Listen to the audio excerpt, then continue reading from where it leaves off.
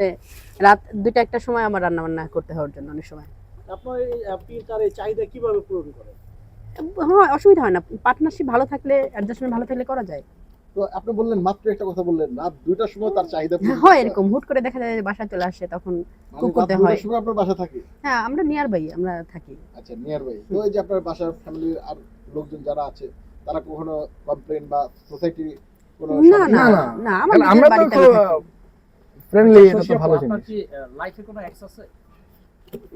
আছে, এটা বলা বাট যাবে না। সে বিষয়টা নিয়ে এখন এই যে আমি শুভ ভাইয়ের সাথে যে আপনার যে বন্ডিংটা, এটা কি মানে নতুন লাইফে প্রবেশ করার একটা আগের যে রিহার্সাল এটা নাকি? মেবি, বাট হতে পারে।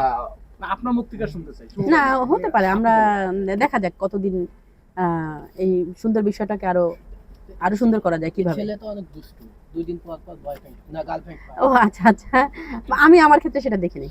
না, এই কিছুদিন আগে লায়লা ছিল, এখন আপনি। ঠিক আছে, ছিল, ওটা কাজের একটা সম্পর্ক ছিল। লাইফে কিছু জিনিস চলে গেলে লাইফ থেমে থাকে না, আবার এগিয়ে যেতে হয়। হ্যাঁ, তো এই জিনিসটা আমাদের সবাইকে মেনে নিতে হবে। So, যাদের কাজ আমরা সে ট্রাই করছে, করব যে আমাদের লায়লা এই জিনিসটা কাজ এগিয়ে যায়। করছে, ও মেহেদির কাজ করছে, আমি আমার কাজ অনেকেই করছি। বলে যে খাওয়া দাওয়া শেষ হলে সে উঠে এগুলো খাওয়া দাওয়া বন্ধ শেষ হলে